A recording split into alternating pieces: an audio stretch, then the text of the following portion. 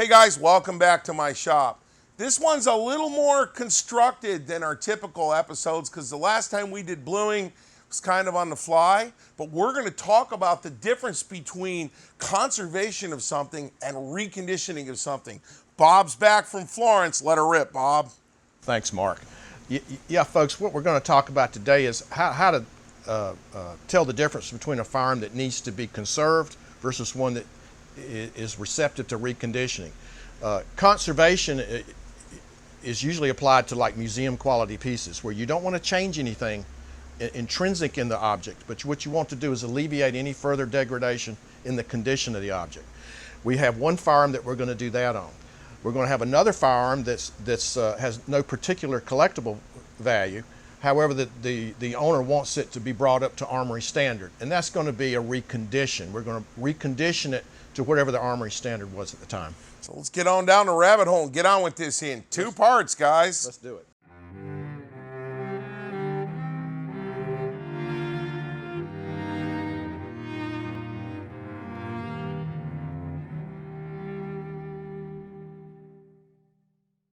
This is not the frame to a Chamelot Delvigne. No, this isn't an 1873. This is an 1874 Chamelot Delvigne officer's model. Ooh, I'm going to tell you what here. This particular weapon is owned by Mr. McCollums. This is one of Ian's guns. And it's here to be filmed for something that Otheus is doing for Sea and Arsenal. But the problem is, we got to looking at this thing, and there's ooze coming out from underneath. The loading gate was frozen on this stud, and there's deep, dark, there's rust, there's corrosion, there's all kinds of stuff in the deep, dark places. The thing has been fabulously maintained, but few people have the balls to take one apart as far as I do, so here we go. So as a service to Mr. McCollums, I'm going to go ahead and do the conservation on this particular Chamelot Delvigne. Degreasing isn't a very, very large issue when you're doing a conservation. However, when you degrease, you can see all of this rust that you cannot see because when the oil has this rust wet, it turns black.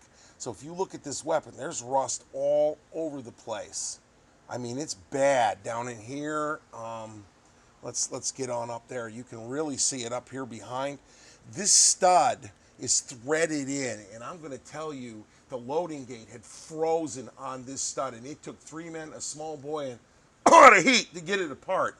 So anyway, what we're doing now is just using some common carb cleaner, and we'll take the carb cleaner and I'm just spraying down the parts here, just getting the big stuff off. Okay, that's all I'm trying to do is just get the big oily crap off. You can see the oil falling off.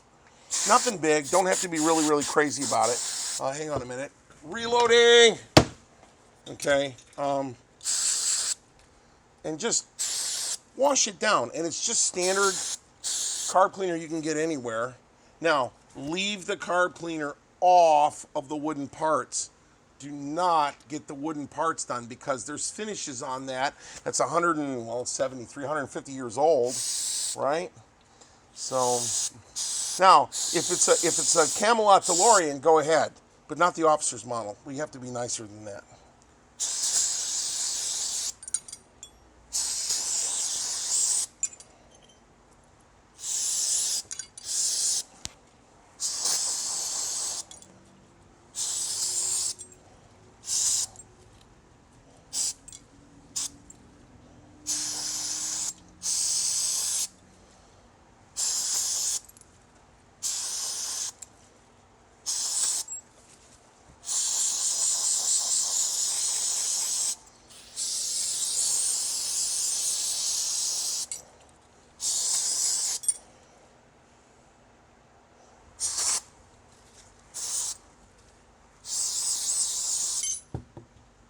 Now we'll get this hung and over to the conversion pot. Guys, there's 3 things I need you to remember. 1, that carb cleaner will take paint off of some Empire weapons like some Stens, some of the Ishapur stuff. So if your gun is painted or you suspect it's painted, you're in a different world. I don't know how to do that. It's only for blued stuff. 2 was you can hang this stuff and rack it. It doesn't matter if it sits on the bottom of your pot when you boil it. However, I like to hang it so it doesn't rattle around and just bounce around on the bottom. I don't know why. It feels like it works better. And the third is, when you start doing this, after you carb clean this stuff, you would better follow through and convert, because if you don't do it, you'll come back tomorrow morning and this will be orange. If you get called away, have a can of oil on tap in order to be able to just hose this stuff down and start over again. All right, there we go. And in the pot we go. All we're doing is throwing this into a pot of boiling water here and letting that set for probably 30, 45 minutes, maybe an hour, and just let it boil. Keep all the parts covered. I'm gonna go throw a little bit more water in this to make sure that the cylinder stays covered, and don't let the pot boil dry. But this is all common sense stuff, which I know isn't that common. All right, it's been about, I don't know, I go about 45 minutes just because I want to convert the living crap out of it. But here we go. And you just shake most of the water off. All the loose parts are down on the bottom of the pot. I'll get it. So I'm going to take this over to the bench, let it cool off, blow the excess water out of it, and then we'll get over and card it. And I'm going to card these by power. I've taken the parts off of the wire that I had them hanging, and I laid them out here. And I want to show you guys some things. Don't panic when you come out of the boiling water bath. All of this is loose oxide laying on the surface, and it will wire wheel off. Some of it may even be orange. It will come right off. So don't panic. Just trust me. So here's what we're going to do. I'm going to go ahead and we're going to take this side plate over here, and you can see the side plate's a little bit nasty. I don't have the ability to see it right now. Are we in frame there? Nah, don't worry about it. So I'm going to take this over and I'm going to card it. So here we go. Now I've switched to a much quieter carding setup. Set that cigar down. That's a pity. Okay, so as we card, now something I'll tell you about your wheels. You can't touch your wheel. It's too aggressive. If I touch this wheel and I come back with blood, this wheel is too aggressive and will damage the surface. This is a very, very, very soft 5/1000 wheel. Now this is how we do it under power. Bob was showing you how to do it with a wire brush and steel wool. And I recommend if you're standing out, you just start out with steel wool. But as we go, all of this loose oxide just flecks off this and it turns this beautiful blue. Remember, no chemical has been put on this. This is the original finish of the weapon shining out from underneath years of patina. I've made my statement about patina before. We're not grinding this gun down to the white. All we're doing is the maintenance. This is how it was originally glued. So if I get all that oxide out of there, and the stuff down in the screw holes will go back later when I wax it. There we go. I don't know if that's in shot. Now I'm going to go get something else here. So now we'll do the frame and then I'll stop talking.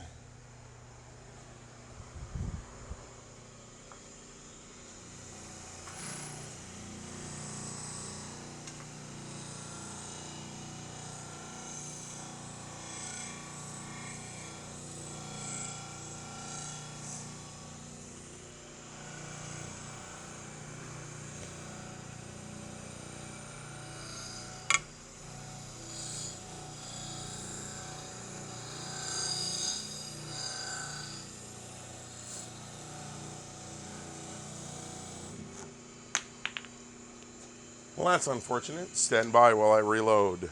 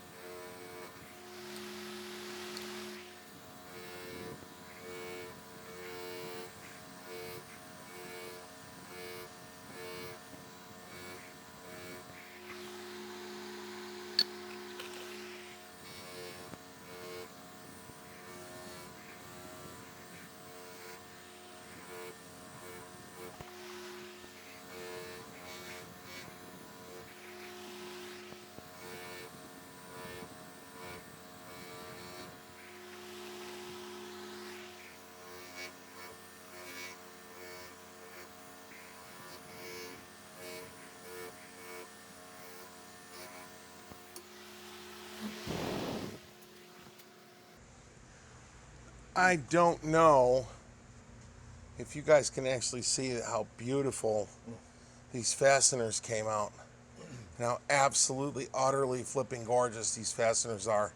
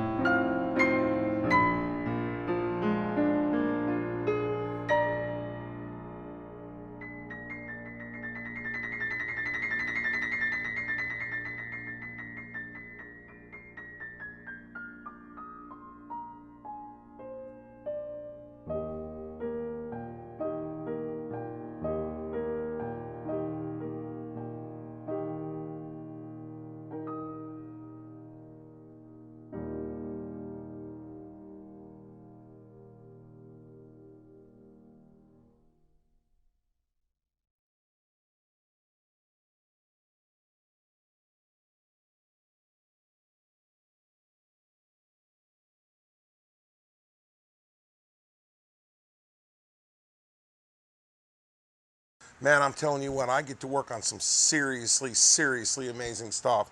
I've never seen a French revolver in this kind of shape, and who knew that that was mudcatting underneath all that garbage. I got to tell you what, as always, been a pleasure and great working with you guys. Just remember, do the maintenance. Cue sonorous exit music.